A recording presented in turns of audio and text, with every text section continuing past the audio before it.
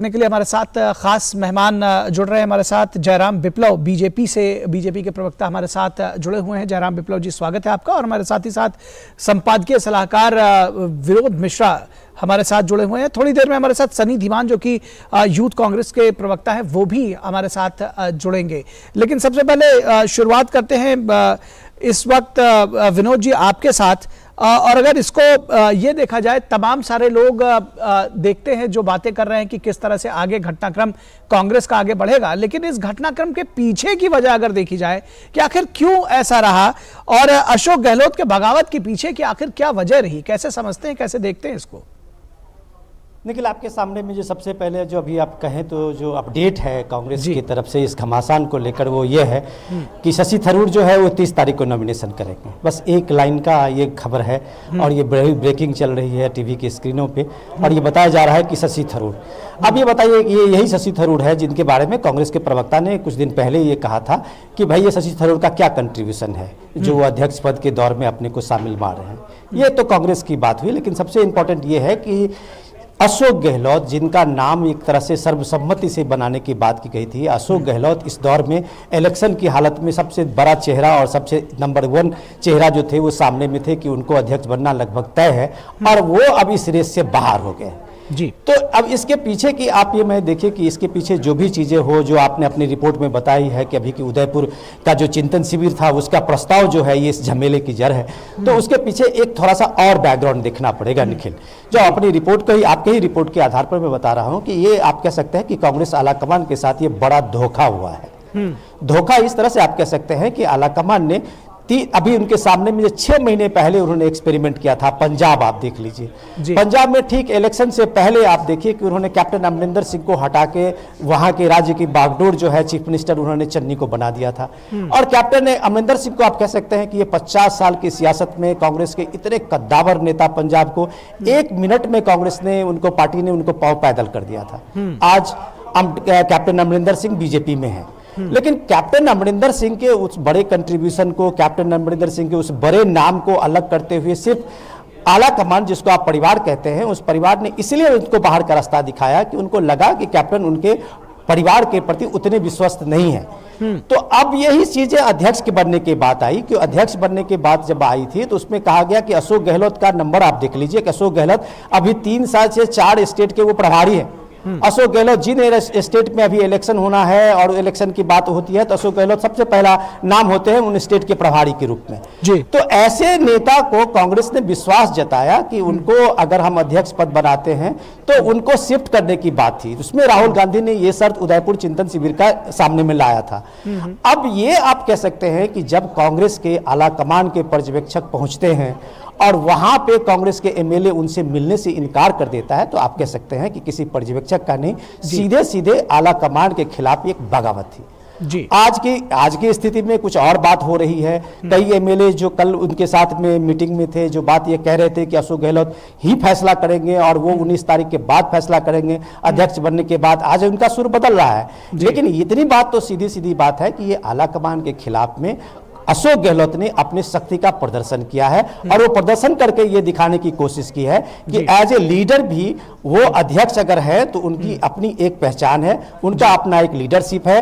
और इस बात को कांग्रेस कम से कम मत भूले कि अशोक गहलोत की अपनी पहचान छोड़ के अपनी लीडरशिप को खत्म करके एक संगठन का सिर्फ वो नेता बन के रह जाएगा। जी जी बिल्कुल। हमारे साथ में यहाँ पर राष्ट्रीय प्रवक्ता यूथ कांग्रेस सनी धीमान भी जुड़ चुके हैं। जयराम विप्लव जी आपके पास आए, इससे पहले सनी धीमान के पास चलते हैं। सनी जी, आप देख रहे हैं, क्या कहा जाए, जिस तरह से अभी विनोद मिश्रा ने बड़े साफ तौर पर कहा कि आला कमान को कहीं ना कहीं ठगा हुआ महसूस कर रहा है अपने आप पर और बड़ा दांव खेला था उसने अशोक गहलोत पर, लेकिन हाथ के, जिसको कहते हैं कि हाथ के तोते उड़ जाना, जब ये सुनने में आया कि भाई सारे विधायकों के साथ में वो विद्रोह पर उतारू है, क्या कहेंगे आप, कहां खड़ी है कांग्रेस अब? फिर कहूंगा पहले तो डीडी न्यूज के जो भी दर्शक हैं उनको नमस्कार, और दूसरा जिस तरीके से पिछले कुछ दिनों से कांग्रेस के ऊपर फोकस किया जा रहा है, तो ये अच्छा है देश के लिए, क्योंकि लोकतंत्र में लोकतांत्रिक बातें होती रहनी चाहिए। कांग्रेस पार्टी एक लोकतांत्रिक पार्टी है और जनता को दिखाई दे रहा है कि इनका एक डेमोक्रेटिक प्रोसेस है हमारा पार्टी का, वो चल रहा है। उस पर मैं कोई टिप्पणी नहीं करना चाहता हूँ और आखिर में यही कहना चाहता हूँ कि जो भी होगा, जो कांग्रेस पार्टी के आला कमान, जो भारतीय राष्ट्रीय कांग्रेस की जो अध्यक्षा है, जो फैसला लेंगे सर्वसम्मति से, वैसे ही दिशा में जाएगा और चुनाव निष्पक्ष होगा और भारतीय राष्ट्रीय कांग्रेस को एक नया अध्यक्ष मिलेगा। लेकिन जी जी जी बोलिए। जी, लेकिन ये जो सारा तवज्जो दिया जा रहा है, खासकर बीजेपी द्वारा जो बातें की जा रही हैं कि इस वो मेरे अंगने में तुम्हारा क्या काम है, हम ये कहना चाहते हैं, क्योंकि जिस पार्टी में कभी लोकतांत्रिक प्रोसीजर को कभी फॉलो ही नहीं किया, अभी नड्डा जी को फिर से अध्यक्ष बना दिया गया बिना किसी लोकतांत्रिक प्रोसेस के, क्योंकि इनकी पार्टी में तो लोकतंत्र है ही नहीं, क्योंकि वो तो हिटलर से लेकर आए हैं, मुसोलिनी से लेकर आए हैं। ये बड़ी मजेदार बात हो रही है। बहुत कुछ समय से आम आदमी पार्टी के ऊपर जब आरोप लगाया जाता है तो वो शराब कांड की बात ना करके कहने लगते हैं कुछ दूसरी बातें।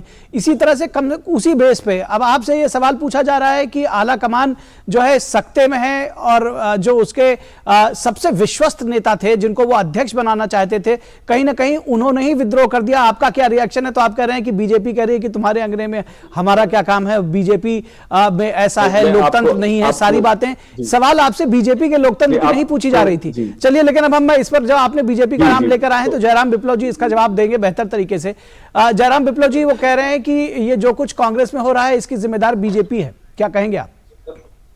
हाँ, मुझे इंतजार था ही इस बात का कि शायद कोई ना कोई आकर इसको ऑपरेशन घुमा फिरा कर। एक सेकंड जयराम जी, आप क्या कहना चाह रहे थे? आपने कहा तो यही बात, आपने कही तो यही बात ना।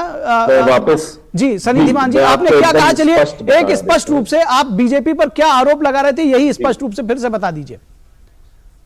बीजेपी पर आरोप से पहले बता देता हूं, भारतीय राष्ट्रीय कांग्रेस इस देश का सबसे पुराना राजनीतिक आंदोलन है और राजनीतिक आंदोलन में ऊपर नीचे चलता है, होता रहा है और वो जनता के समक्ष आ रहा है। जैसा भी है हम इस पर टिप्पणी नहीं करना चाहते। प्रश्न ये नहीं है, लेकिन कम से कम जनता के बीच में है। पर अब ये सवाल उठता है कि जो भारतीय राष्ट्रीय कांग्रेस के जो अपोजिट पार्टी है, जो संघ से ड्राइव होती है, आरएसएस की जो इनकी पेरेंट ऑर्गेनाइजेशन है भाजपा, इनमें लोकतंत्र कहाँ है? और ये कांग्रेस के ऊपर तो आप अपना लोकतंत्र, आप कह रहे हैं कि हमारे यहाँ लोकतंत्र है, बीजेपी में लोकतंत्र नहीं है, आप ये बताना चाह रहे हैं। सवाल आपसे था, लेकिन आप बीजेपी पर लोकतंत्र पर तंज कस रहे हैं कहीं ना कहीं। जयराम विप्लव जी, लोकतंत्र भारतीय जनता पार्टी के अंदर कितना है और कांग्रेस के अंदर कितना, उसका मैं उदाहरण बताता हूं। अभी आप बता रहे थे कि 24 वर्षों के बाद एक परिवार के बाहर राष्ट्रीय अध्यक्ष की कुर्सी जाने वाली है। ये तो कांग्रेस पार्टी का लोकतंत्र है। और भारतीय जनता पार्टी का लोकतंत्र इन 24 वर्षों में हमने कितने अध्यक्ष दिए इसके साथ दिखाई पड़ता है। और हमारा अगला अध्यक्ष कौन होगा, वो किस परिवार का होगा, ये हम अभी नहीं बता सकते। हमारा कोई बूथ स्तर का कार्यकर्ता भी, अब बीच में मत बोलिए प्लीज, मैंने सुना ना। तो एक और चीज मैं आपको बता दूं, इनका लोकतंत्र कितना रहा जब परिवार ने अपनी मुट्ठियां बीची, अपनी मुट्ठियों में शिकंजे में पार्टी को रखने की कोशिश की और सामने अगर कोई लीडर खड़ा है तब इनकी पार्टी टूटी है और ये 70 बार टूटी है। ये आजादी से अब तक 70 बार ऐसा हो चुका है और कई दल आज इनकी पार्टी से टूट करके कई क्षेत्रीय दल मजबूत स्थिति में भी हैं। ममता बनर्जी तो आज शासन में भी हैं। तो ये एक लंबा इतिहास रहा है, स्वार्थ का, कुर्सी की टकराहट का पूरा खेल है। और अब आप देख लीजिए कि राष्ट्रीय अध्यक्ष की जिन नामों की चर्चा हो रही थी, चाहे अशोक गहलोत हो या आज शशि थरूर की चर्चा हो रही है, क्या उनको हिंदू तालिबान कहने के लिए कांग्रेस अपने वोट बैंक को एड्रेस करने के लिए उनको ला रही है? या अशोक गहलोत को लगातार राजस्थान में हिंदुओं का जीना मुहाल करने का इनाम देना चाह रही थी कांग्रेस? तो कांग्रेस पार्टी आज अपने वोट बैंक को एड्रेस करना चाहती है। हिंदू विरोधी छवि वाले नेताओं को राष्ट्रीय अध्यक्ष बनाकर एक संदेश देना चाहती है।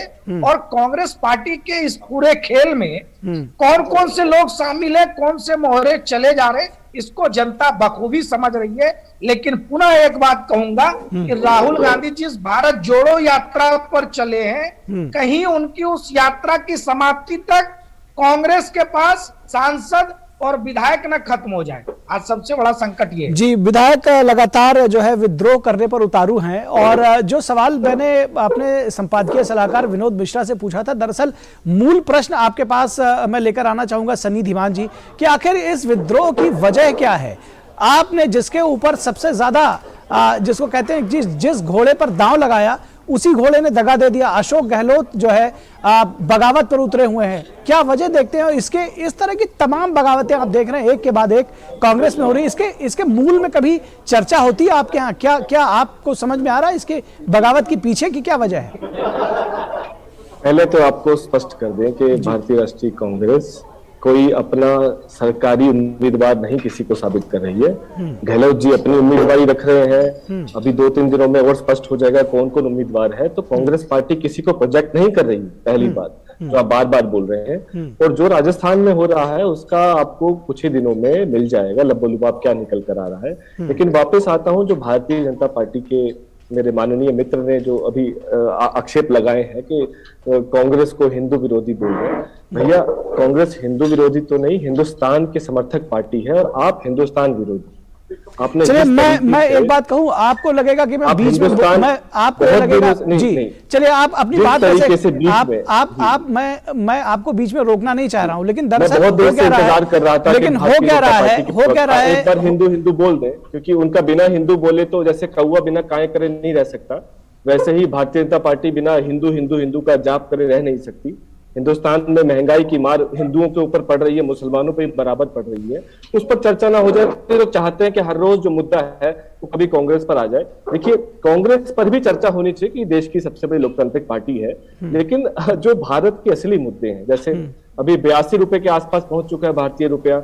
अभी प्रधानमंत्री जी हमारे जब मुख्यमंत्री होते थे बोलते थे कि रुपए का गिरना प्रधानमंत्री। तो ये सब मुद्दे आप कहाँ उठा रहे हैं? ये सब जो मुद्दे रवि धीमान जी, सनी धीमान जी, ये मुद्दे कहाँ उठा रहे हैं? आपके विधायक और सांसद तो आपस में लड़ रहे हैं। आपके लोग तो मुख्यमंत्री बनने के लिए लड़ रहे हैं, आपके लोग तो अध्यक्ष बनने के लिए लड़ रहे हैं। वही तो बात मैं कह रहा हूँ, ये मुद्दे उठाइए, आप जनता के बीच में आइए। कॉन्फ्रेंस हो रही है, बार बार प्रेस कॉन्फ्रेंस हो रही है, पर आप उस प्रेस कॉन्फ्रेंस को नहीं देख रहे हैं। अभी श्रीलता जी ने एक प्रेस कॉन्फ्रेंस की, आप वही तो कह रहे हैं कि केवल प्रेस कॉन्फ्रेंस तक सीमित है। चलिए आप जो है, मैं दरअसल इस चर्चा को कुर्सी की है ना, लड़ाई कुर्सी की लग रही है, लेकिन दरअसल इस चर्चा को मैं इस तरह से लेकर जाना नहीं चाह रहा था कि आप दोनों जो है एक दूसरे के ऊपर कहीं ना कहीं छीटाकशी करते रहे और एक दूसरे के लोकतंत्र पर हमला करें कि उनके यहाँ आंतरिक लोकतंत्र नहीं है, हमारे यहाँ ज्यादा लोकतंत्र है, उनके यहाँ कम है। ये बताने की होड़ के बजाय दरअसल जो मूल मुद्दे थे उस पर आते हैं। मूल मुद्दे पर मैं विनोद मिश्रा जी के पास आऊंगा। विनोद मिश्रा जी, मूल मुद्दे दरअसल है क्या? क्योंकि जो कांग्रेस का में ये दिखाया जा रहा है, ये कहा जा रहा है कि जैसा कि अभी उन्होंने कहा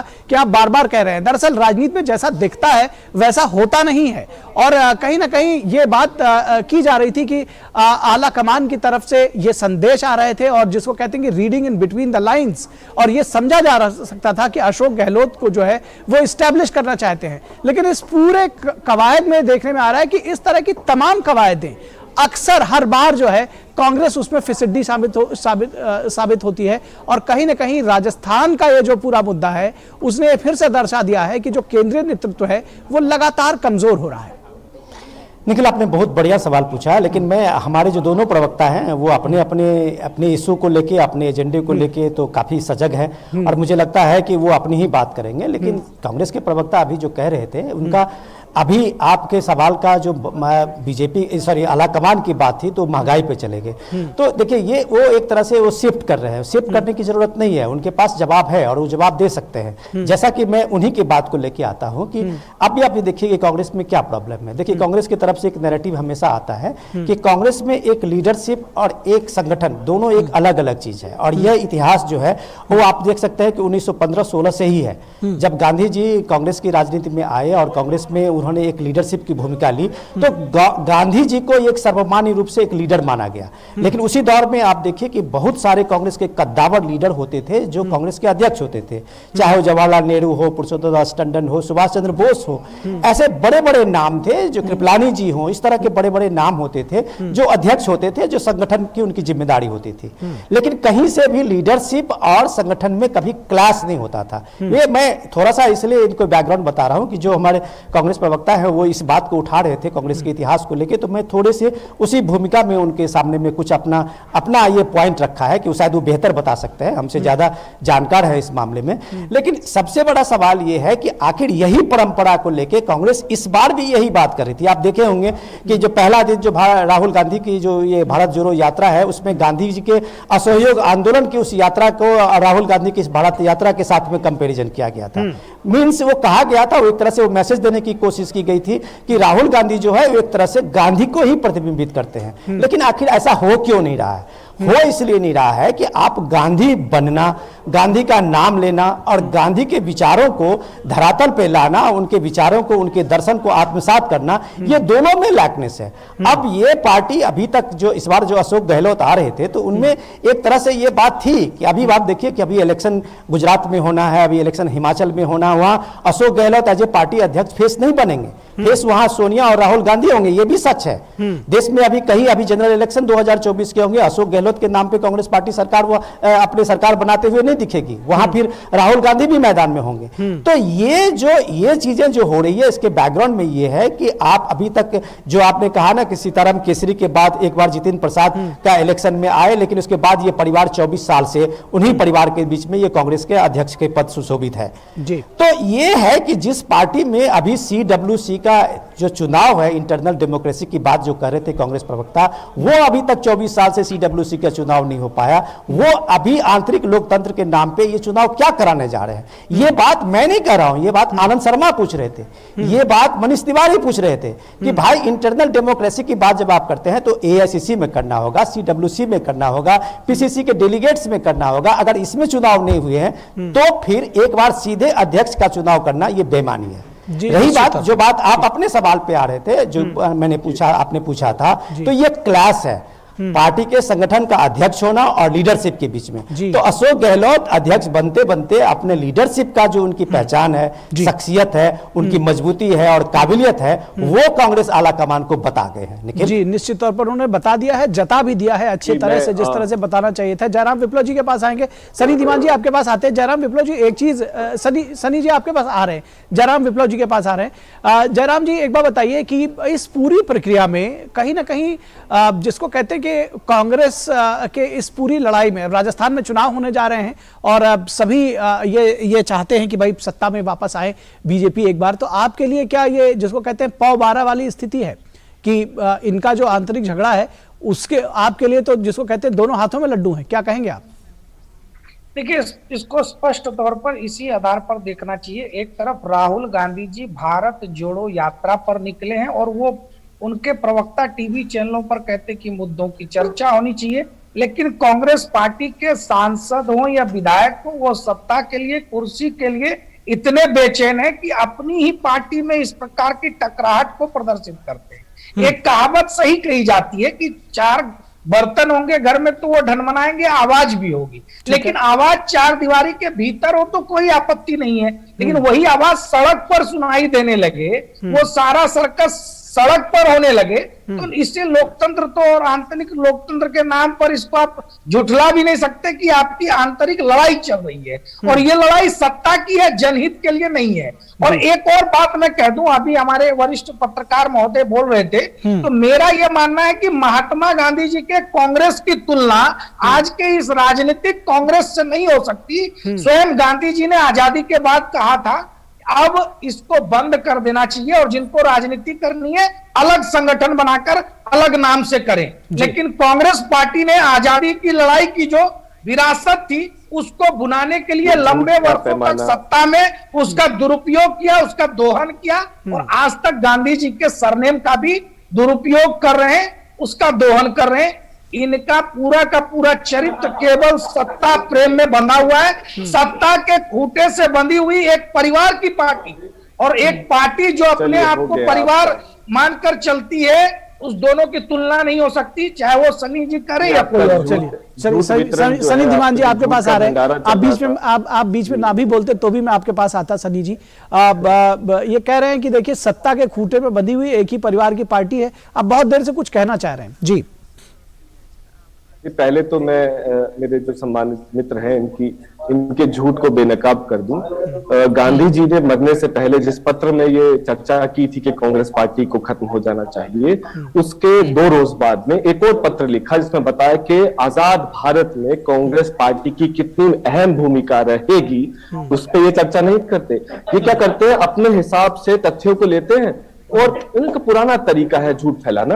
और अब आ जाते हैं, देखिए भारतीय जनता पार्टी हमें कह रही है, मैं वापस कहता हूं, जो भी कांग्रेस पार्टी में चल रहा है ये मंथन है, ये मंथन है। और किसी भी लोकतांत्रिक पार्टी में, किसी भी लोकतांत्रिक समाज में चीजें अगर सामने आ रही है, अच्छी बात है। आपको दिख रहा है, भारत की जनता को दिख रहा है कि भारत की जनता को दिख रहा है कि कांग्रेस पार्टी के बीच में मंथन चल रहा है। लेकिन मैं जानना चाहता हूं कि जो आरएसएस, जो संघ परिवार जो लोगों को नियुक्त करता है, मतलब जिनके घर कांच के बने हो, दूसरे पत्थर नहीं फेंका करते हैं, ये बताएं कि भारतीय जनता पार्टी या आरएसएस में किस तरीके से मुख्य चुना जाता है, मुख्य कैसे चुना जाता है भैया, कौन सा प्रोसेस है? या आप देखिए, जिसको वो पार्टी, देखिए वो पार्टी या आरएसएस संघ परिवार जो जाके हिटलर और मुसोलिनी से लोकतंत्र सीख कर आता है, वो हमें ट्यूशन दे रहे हैं। भैया आप हमें ट्यूशन न दे, हम गर्व से कहते हैं कि हम भारतीय राष्ट्रीय कांग्रेस है, देश की सबसे प्रश्नों का उत्तर लेकिन नहीं दे रहे हैं। मैं अभी भी कहूंगा सनी जी, मूल प्रश्न का उत्तर नहीं दे रहे हैं। आप बार बार बीजेपी पर हमला करने की बात कीजिए। मैं कह रहा हूं बीजेपी पर हमला करिए, आपका अधिकार है, लेकिन जो आप पर प्रश्न उठाए जा रहे हैं उसका उत्तर दीजिए। आपने कहा कि जो है विधायकों के, आप संक्षिप्त में बताएं। जी, आपने जैसे अभी कहा कि हमारे यहाँ लोकतंत्र बरकरार है और ये सारी चीजें हैं, विधायक अलग मीटिंग कर रहे हैं, पर्यवेक्षक जा रहे हैं, उनसे मिलने से मना कर दे रहे हैं, ये किस तरह का चिंतन है, ये कैसा मंथन है? मंथन है तो आपको दिखाई दे रहा है ना, ये भारत की एक पार्टी है जो 150 साल पुरानी पार्टी, उसका मंथन आपको दिखाई दे रहा है। सेलिब्रेट कीजिए कि देखिए एक पार्टी का लोकतंत्र दिखाई दे रहा है। अगर आप इसको सेलिब्रेशन कर रहे हैं तो जनता तो सेलिब्रेट ही कर रही है, आप भी सेलिब्रेट करिए, कोई दिक्कत नहीं है। जी बस मैं अपनी बात खत्म हाँ करिए। कांग्रेस पार्टी जो भी कर रही है, जो भी कांग्रेस के बीच में जो चल रहा है, वो सबके सामने है, तो छुपा हुआ नहीं है। और वे सवाल ये उठता है कि पर्दे के पीछे भारत की वो कौन सी लोकतांत्रिक पार्टी है, कांग्रेस को छोड़ दीजिए, एक पार्टी का नाम बताएं जिसमें इलेक्शन होता हो, इलेक्शन पे चर्चा होती हो, डिबेट होती हो। कम से कम अगर किसी मुल्क में लोकतंत्र है तो उनकी पार्टियों में भी लोकतांत्रिक। चलिए 24 साल बाद ये चर्चा हुई, इसके लिए आप लोग बधाई के पात्र हैं। मेरे पास समय समाप्त हो गया है। मैं जयराम विप्लव जी से आखिरी कमेंट लेकर, जी सनी धीमान जी, आपने अपनी बात रख दी। लगभग 24 साल बाद आपके यहाँ ये चर्चा हुई है, आप बधाई के पात्र हैं। आप इसको जिसको कह रहे हैं कि सेलिब्रेट करना चाहिए, विधायक आपके अलग सेलिब्रेट कर रहे हैं, आप लोग भी सेलिब्रेट करिए, मुझे उसमें कोई एतराज नहीं है। लेकिन जयराम विप्लव जी आप आखिरी कमेंट्स दीजिए, हमारे पास समय लगभग समाप्त हो चुका है। देखिए कांग्रेस में राष्ट्रीय अध्यक्ष के चुनाव के लिए जो डेलीगेट हैं या प्रदेशों की इकाइयां हैं, उनका चयन हुआ नहीं, उन पर अभी कोई चुनाव हुआ नहीं, लेकिन ये सीधे राष्ट्रीय अध्यक्ष चुन रहे पुराने सदस्यों के माध्यम से। तो कंट्रोल कौन कर रहा है सब देख रहा है। लेकिन हमारे यहाँ हर 3 साल के कार्यकाल के बाद सदस्यता होती है, बूथ कमेटी बनती है, प्रखंड का चयन होता है, प्रखंड अध्यक्षों के बाद मंडल अध्यक्षों के बाद जिला अध्यक्ष चुने जाते हैं, और जब 2/3 से अधिक प्रदेश अध्यक्ष चुन लिए जाते हैं, 50% जिला अध्यक्ष की इकाइयां और राज्य की इकाइयां गठित हो जाती हैं, तो उसके बाद राष्ट्रीय अध्यक्ष का चुनाव राष्ट्रीय परिषद की बैठक बुला करके होता है और उसमें तमाम राज्यों के डेलीगेट भी भाग लेते हैं। लेकिन चूंकि पार्टी ही एक परिवार है तो बहुत कम ऐसी नौबत आती है, सर्वसम्मति के साथ निर्णय होता है, परिवार में बैठकर बातचीत होती है, सड़कों पर हम प्रदर्शन नहीं करते क्योंकि हम स्वार्थ की राजनीति के लिए संघ परिवार का जो होता है बस परिवार है ना। चलिए अब आप लोग एक दूसरे पर हमला ना करिए, क्योंकि जो मूल प्रश्न है मैं चाह रहा था लेकिन उस चर्चा पर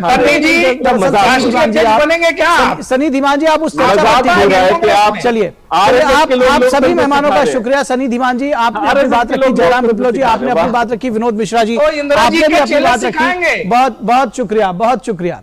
चलिए बहुत धन्यवाद। इस चर्चा को विराम देंगे क्योंकि दरअसल ये एक बड़ा जिसको कहते हैं कि